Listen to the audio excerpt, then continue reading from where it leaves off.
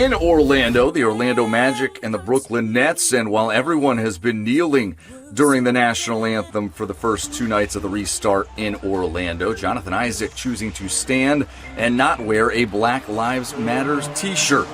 Meanwhile, on the court, Jarrett Allen, the dunk for the Brooklyn Nets. And then Aaron Gordon driving baseline. Yeah, he has an array of dunks in his arsenal. 70-59 Magic at halftime.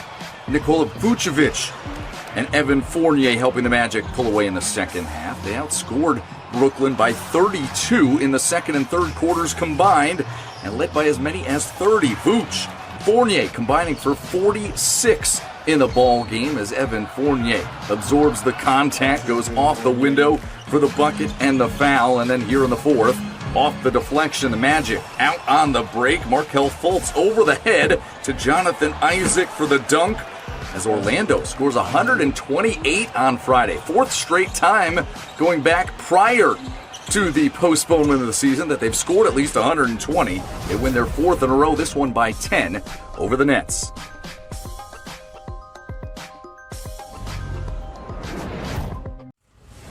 Pivotal matchup in the Western Conference between the Sacramento Kings and San Antonio Spurs. Spurs head coach and assistant coach Greg Popovich, Becky Hammon standing. The rest of the players and coaches kneeling during the national anthem. We head straight to the fourth, tied at 102. De'Aaron Fox is that blur you see coming across your screen. He had 33 shot attempts in this one, made 17 of them. The Spurs shot 53% as a team. DeMar DeRozan right there was 10 of 13. More from Fox, a career-high 39 for him. He ties it at 112. The Spurs then up by 2, doubling that lead as DeRozan pulls up for the mid-range jumper. Then he gets it to Keldon Johnson. Right back to DeRozan underneath. He had 27 points, 10 assists. Spurs get a big win. They're now a half game ahead of Sacramento and New Orleans, half game behind Portland, and 3 games behind Memphis for the 8th spot in the West.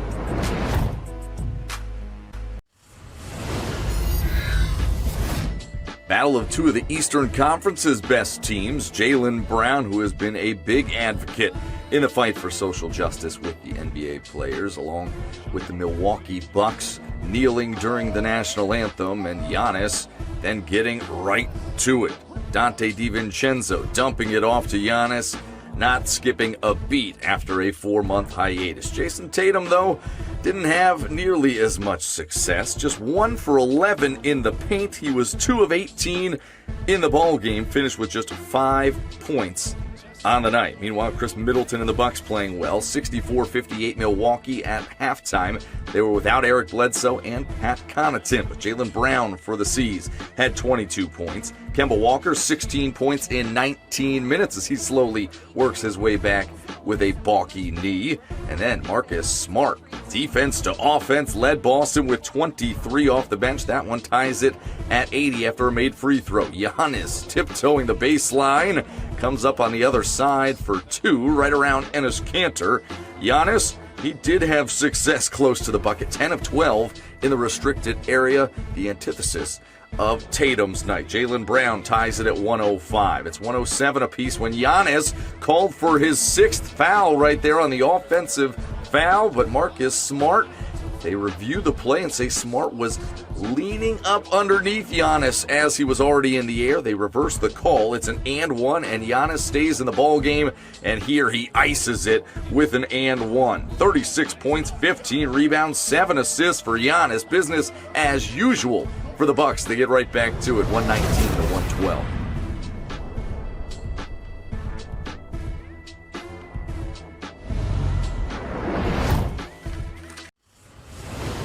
An important one in the Western Conference as Ja Morant and the Memphis Grizzlies holding down the 8th spot in the West. Damian Lillard and the Portland Trailblazers in 9th, trying to hunt them down and earn a playoff spot. And Yusuf Nurkic back for Portland and healthy, gets the dunk plus the foul. Then one of his 6 blocks starts the break in transition for the Blazers, and Damian Lillard getting to the rack for 2. And then CJ McCollum playing well in addition. Gets the handoff from Nurkic for 3. Then McCollum forcing his way to the foul line for a pull-up jumper. And then again, pick and roll with Nurkic gets into the paint one more time. He had 19 in the first half. The Blazers 7-0 this year when he scored 18 or more in the opening 2 quarters. Jaren Jackson Jr. for the Grizzlies in the second half. He had 33. Ja Morant racing to the rack for the lay-in. And then the Blazers turn it over. And Memphis, the young guns getting out and going. Brandon Clark up top to Ja, who had 22 points and 11 assists. The young talent shining through for the Grizz.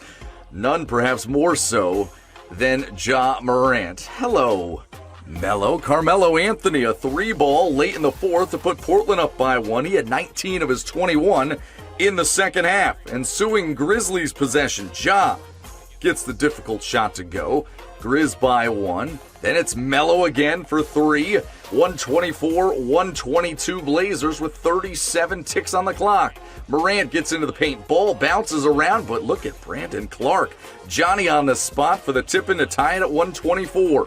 Under 10 to go. Melo, he's hit a couple from that spot already, but can't get that one to fall. Ja Morant collects the loose ball and then blows a tire on his way to the rack to possibly get a game winner off, and instead it goes to overtime and the Blazers just took over. Step back 3 for McCollum is good, and then Dame, he and his backcourt mate McCollum combined for 62, and the Blazers get a big win in their first game in the restart, 140-135 in OT. The Blazers now just 2.5 back of the Grizz for 8th in the West. The Houston Rockets and the Dallas Mavericks, the 6 and 7 seeds in the Western Conference, kicking off Friday's action. In the NBA restart, solidarity for the national anthem, everybody kneeling. And this would be a fantasy-friendly contest between these Western Conference foes. James Harden, 23 points and a perfect shooting performance in the first quarter. 6 of 6 from the floor, 2 for 2 from beyond the arc, 9 of 9 from the charity stripe. And he passes Calvin Murphy to move into second place on the Rockets' all-time scoring list behind only Hakeem Olajuwon. Trey Burke on the other end for the Mavs. He was 5 for 5 from beyond the arc in the first half alone. And Kristaps Porzingis off the window plus the foul. He had 21 by halftime. It was 85-75 at intermission, most combined first half points since 1990, and they weren't even close to being done. Luka Doncic, triple-double, 28 points, 13 rebounds, 10 assists. Time winding down at the end of the third, and it's Porzingis from the top of the key for 3. He had 39 points and 16 rebounds. It's 131-120, still halfway to go in the fourth, and then Russ catching fire. Had a big second half, 31 points for Russell Westbrook.